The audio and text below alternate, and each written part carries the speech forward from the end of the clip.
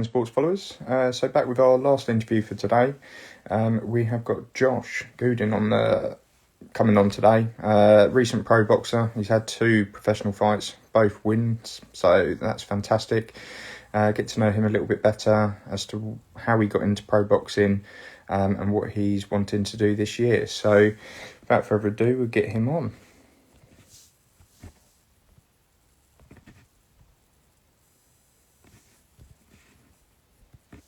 And we'll have him on.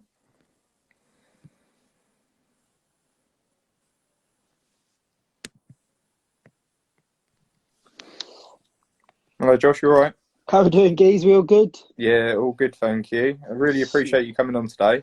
Nah, spot on. I saw you had Barry Jones on yesterday. I was Yeah, gonna give him a bit of stick, but I thought I better not.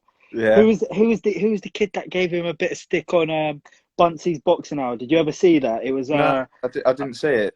he actually gave him some stick right to his face. The kid wasn't even a world champion, and Barry in his day, he was awesome fighter, won a world title, and I can't remember the kid's name, but yeah, on live TV, Box Nation was saying he's going to be 10 times better than Barry Jones, and sometimes, and there's a saying, it goes in the Bible. It says exalt your, be humble, or you'll get exalted, or if you exalt yourselves, you'll be humbled. Yeah. And yeah, so yeah, long story short, I saw your interview yesterday. Yeah, brilliant. Well, as I say, I really appreciate you coming on. So, as I was saying in the intro, obviously recently turned pro. You've had 2 fights Yeah, last year. Most recent one in October. yeah, Uh, yeah. Obviously 2 wins, which is a fantastic start to your pro career. Just wanted to really start off with by understanding how you actually got into boxing. Start off with. Yeah, good question. Pretty much was into sport my whole life. A kid from the estate, like you'll hear this story many a times in boxing. Mm. Um, and yeah, 2 ways to get out of the estate at the time is either be really academically sound or be an athlete. Yeah, Um, I typically took the athlete route. Uh, Played football to a fairly high level or reasonably high level. When at youth level, and then I just didn't make it. Didn't make yeah, it. Didn't have the mindset to make it. And I learned a lot of the things that I take now into boxing, like just yeah, having such a relentless attitude that even when things go against you and having that perseverance. And I put up a post yesterday about what perseverance is. It's being persistent in the face of yeah, adversity. And I didn't have that as a youngster. I didn't have the role models around me other than my mother to yeah, say keep pursuing whatever it is you want to do. And even when these barriers come in front of you, keep going over them, and then when yeah, another barrier comes, keep going over them. So I ended up falling out of football, and I fell on my feet. I was never really academically strong, but I managed to stumble my way into college, and again stumble my way into university. In which, I mean, I always wanted to box growing up, but the reason why I only ever played football was because my mother said to me, if you box, you have to get out of my house, because she never wanted me fighting. So yeah, my mother's West Indian. She's from a small island called St Vincent. It's real traditional. So if you don't listen to her law, you're out. So I didn't box, and then I got to about 19 years old, found a boxing club, and just put on the gloves and took a couple of hide-ins because I was quite a big lad. yeah, I'm not the tallest, but I'm quite stocky, naturally built. So in boxing, they call it a skinny man's game. So yeah, if you're smaller and you're lighter, you're going to go down to lower weight divisions and have the taller. If you're taller and you have those anatomical advantages. Whereas when I first stepped into the boxing gym, I was 91 kilos because I was lifting weights at the yeah, gym, and I'm only 5'8" at most, yeah, 5'7", 5'8". So yeah, just got battered around the gym, and I said, "All right, is this really for me?" And it turned out, yeah, it was what I wanted to do. Took a small hiatus from boxing to finish off my degree. Um, then went and done a master's. Then started off doing a PhD in Mm. sports sciences. Really found it. That's when I sort of restarted boxing again, what Yeah, I'd say properly, to a competitive level. So I was about 23 years old then. Um, and yeah, found out that I didn't want to sit and study anymore. I didn't want to be yeah, an academic. I like boxing were was all I loved, and what I say to anybody that is trying to understand what they're passionate about, you know you're passionate about something when it's hard, but you can still do it. yeah, When it gets hard, when it gets horrible, when you don't want to do it, but you still do it, that's how you know you're passionate about something, and that's just what I found in boxing. yeah. And taking that step from moving, doing all of your studying, and then going into pro sport. How how did you actually find that first fight coming into the pro game? And obviously, there's going to be nerves, but how did you actually come about, and come over that really? Yeah, I think by the time I turned professional at 25 years old. Mm, I had 12 amateur fights, won 10 of them. Progressed through the amateurs as quickly as I could really. yeah, Tried fighting at as high a level as possible for within the respectable steps necessary to take. So I didn't go straight into what's called open class. yeah, I took the respectable steps, but fast tracked because yeah, I knew I was coming to the game late. But in terms of where I'd say my elite sport or sporting mentality, where I could draw upon some experiences was from when I played football. I mean, I represented like England, our country, mm, at schoolboy level, so I had that elite mentality to yeah, say to be able to deal with nerves. And I'm not going to compare the nerves of boxing to hmm, football, but there is some similarities there of dealing with pressure, dealing with yeah, high pressure situations, i.e. penalties, i.e. big game moments, and sort of that transitioned into my career in boxing. So even though I was coming into a new sport, yeah, we would say the athletic perspective and the elite mentality perspective was something I really didn't have to master too much. I yeah, spent 10 years doing that already. So when it came to boxing and the transition of going from amateur to professional boxing, where I mean I would have like large crowds as an amateur, but they got even bigger as a professional. yeah, It was quite a natural transition to deal with. You get your pre-fight nerves, you get like a little bit of jitters, but generally I'm calm in those situations, and try not to expend too much energy. But like the transition from from being an amateur for 2 and a bit years, that was an amateur, to a professional, yeah, wasn't all that hard. And what I'd say to a lot of people, like what a lot of people don't know, is like you see Campbell Hatton that's turned professional recently. I fought on actually quite a couple of cards that he fought on when we was going through the national circuit together. yeah, Um, I mean, he didn't have that many fights as an amateur. He had quite a few.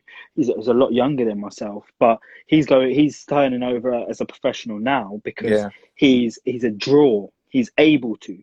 yeah, He's got that appeal from his dad, and so He's going to be able to slowly navigate himself route through the pro ranks.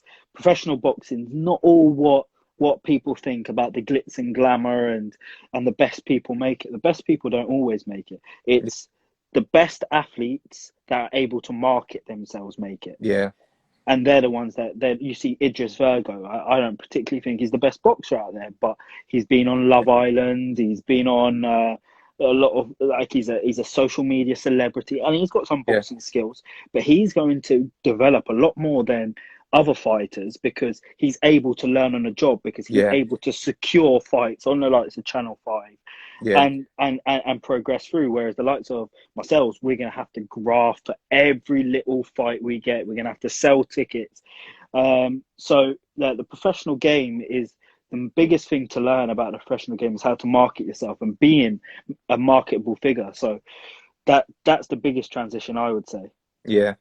And with talking, being in the pro game, and obviously your first couple of fights, just for our amateurs, just to get a bit of an understanding, what it's like when you actually get in the ring and your people that are in the corner. What is that actually like when obviously you sit down, you've got your minute to recoup. They're doing whatever around you. What is that actually like? It's interesting to say. And this is where I'll just get brutally honest with it. Like when you're at my level, and let's be honest here, and a lot of people sugarcoat where they're at, but I like to be real with myself. I was in with two opponents that were there to be beat. They were there for the Yeah, taking. My mentality was just stay calm, listen to my corner, and do everything that I've been doing in the process before, because this guy knows that I am the superior athlete. He's not going to take many risks. So for me, it was just about trusting my skills and trusting my mindset and staying focused. Because yeah, don't get me wrong, even though these guys were in the ring and they I wouldn't say coming to win, but they were coming to survive. But if they had the one way of surviving is by knocking your opponent out. If they had that chance to knock me out, they would have 100%. yeah. But just for me, it was just about honing on my concentration. Both fights, actually, in the fourth round of both my fights, I got clipped with a shot, Yeah, and that's something that I need to really focus in on and learn from. Because like, why am I getting clipped with just silly shots? yeah. But in that 1 minute, to answer your question, it's just about just. I mean, I had the same professional coach as I did amateur Okay. coach. So I've had 14 fights with Errol McDonald now, and I know what he's going to do. If I'm not Yeah, putting on the pressure, he'll slap me in my face. He'll tell me to crack on. If I'm doing well, he just says just go out and do your thing, express yourself. Because yeah, I have quite a relaxed and fluid style. So for me, it's just all about staying relaxed, trying to be flashy, land some big shots, and the more I develop, I know the next time I fight, I know I'm going to get somebody out of there. Because now I feel like this last year, even though it's been a struggle not having any fights, yeah, um, I've really developed my style into a professional style in which I'm planting my feet a lot more, and yeah, and pushing into my shots, and like my combinations are coming a lot more fluent. So I know that that's what's going to happen in the corner from now yeah, on. It's going to be Errol telling me start putting your combinations together, threes, fours, fives. Start getting these guys out of there. yeah, definitely. And with the obviously the talking about being in the ring and the boxing side of things, obviously you've had your two fights. What is the aim for this year? Obviously, we know that the British Board of Boxing have turned around. January's out of the window. Obviously, it'll be re-reviewed. I'd Mm-hmm. imagine probably next week or the week after, Yeah. depending on what's coming announcement wise from the government. But have you and your team actually got a plan of action, or have got anything on the cards for you this year? Yeah, I mean, ultimately, the plan would have been last year to win a regional or area title, whether that be the Southern area title, because I'm originally from Luton, but I reside in Nottingham, Yeah, or the East Midlands or the Midlands area title. Just as like an amateur, I was never scared to take that step up, and I think right now in this pandemic, if you really want to be in this game, you got to take a risk. yeah, So ideally, I would like to have 3 or 4 fights more before taking a regional title shot. But if that regional title shot comes next, I know I'd be ready to take it. And I know whoever it is there in front of me, I yeah, know I'd be able to beat them at that level. Because I mean, I've sparred at English title level. I've sparred like ex world title challengers, European champions. So I know I'm at that level yeah, to win a regional title. It's just when. And one thing you can't steal, you can't pretend to have, or you can't buy is experience. So ideally, I'd like to have more experience, but if I have to learn on a job, I will. yeah, But ultimately, if I don't come out of 2021 without a regional title, or at least fought an eliminator for a regional title, yeah, I'd be disappointed. I want to be in an ideal situation. I want to be in the top 20 of the super welterweight division yeah. by the end of this year, and then start pushing on next year for those English title shots. Yeah, definitely.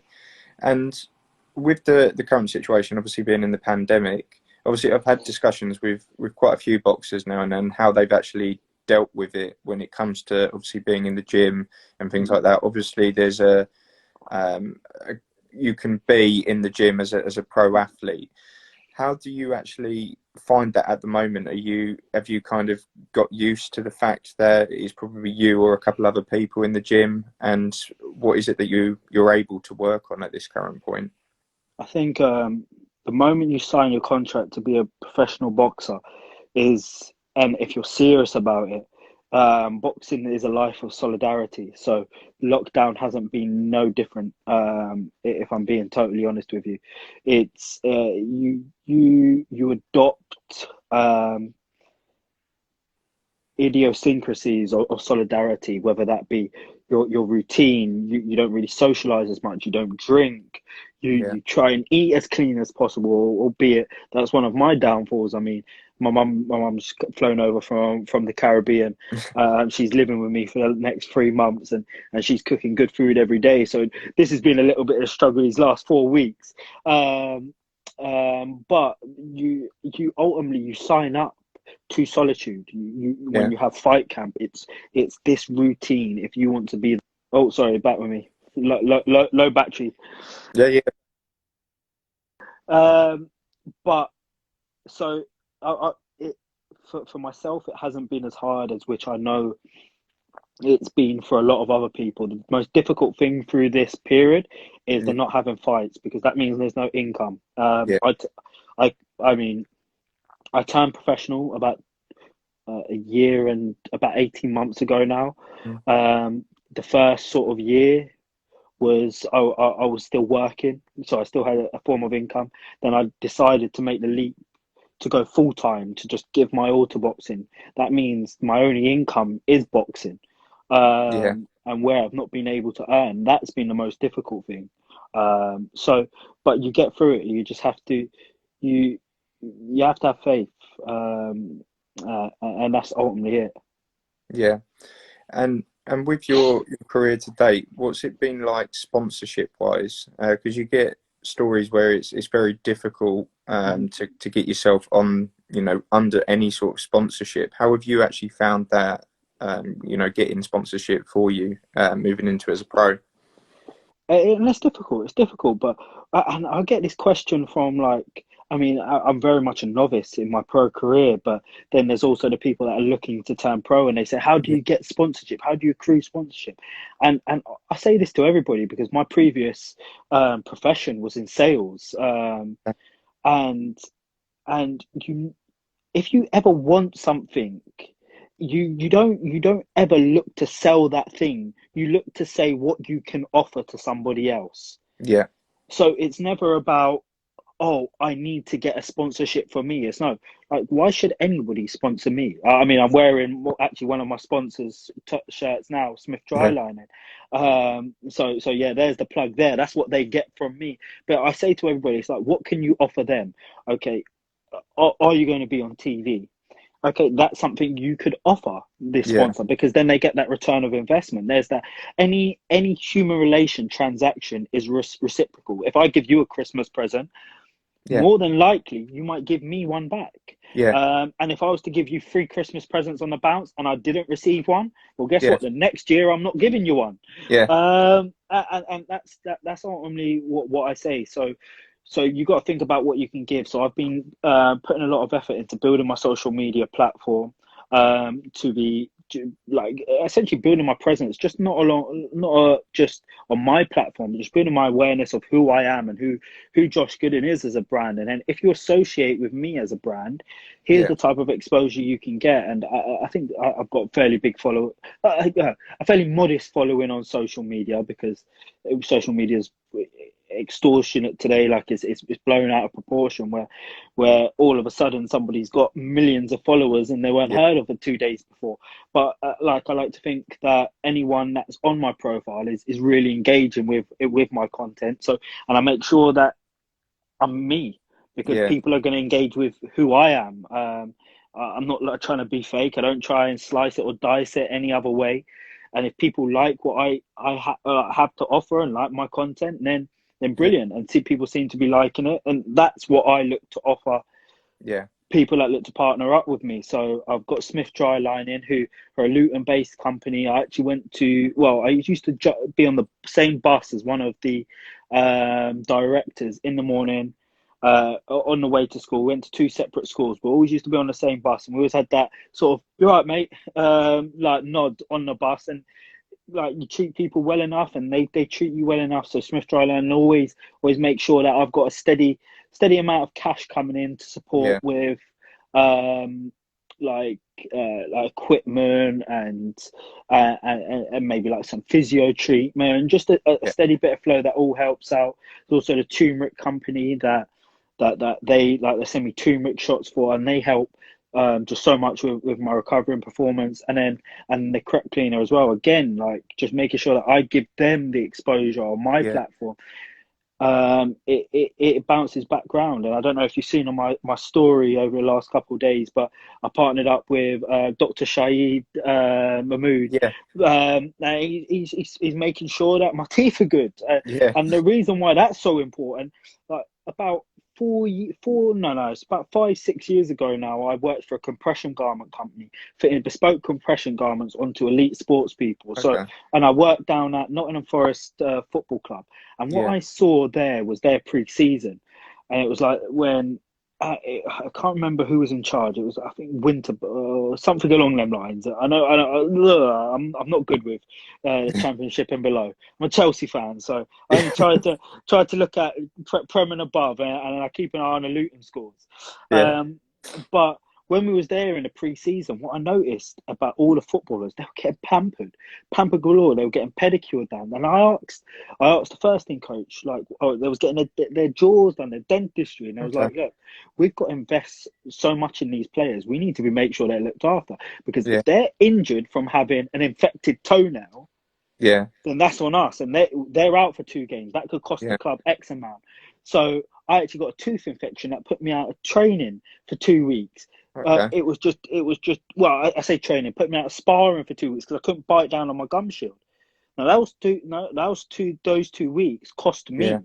Yeah. So partnering up with Dr. Shahid, and like he's doing some treatments on me, making sure my gum health is all intact, Yeah. and in exchange that I'm making sure that he's exposed to my audience, which is Yeah. based largely down in the local area. So hopefully it gets him some business.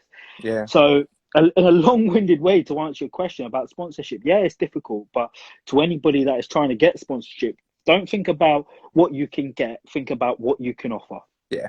That's brilliant. That is brilliant, and hopefully our amateurs that are looking to make that step up, can really take that on board. I think that's a fantastic answer to your question. Good. Long answer, but I Yeah. think we got there. Yeah, perfect. Well, I'd like to thank you for your time. Nah, and I brilliant, wish mate. you all Thank you the so best much. for this year as well, and Yeah, hopefully we can get out soon, and we'll look forward to seeing those results come in. that's it. No, brilliant. No, thank you so much. And I love what you're doing at Viking Sports. Yeah, it's brilliant stuff, mate. You keep cracking on. Thank you. All right, well, all the All best. right, buddy. Okay.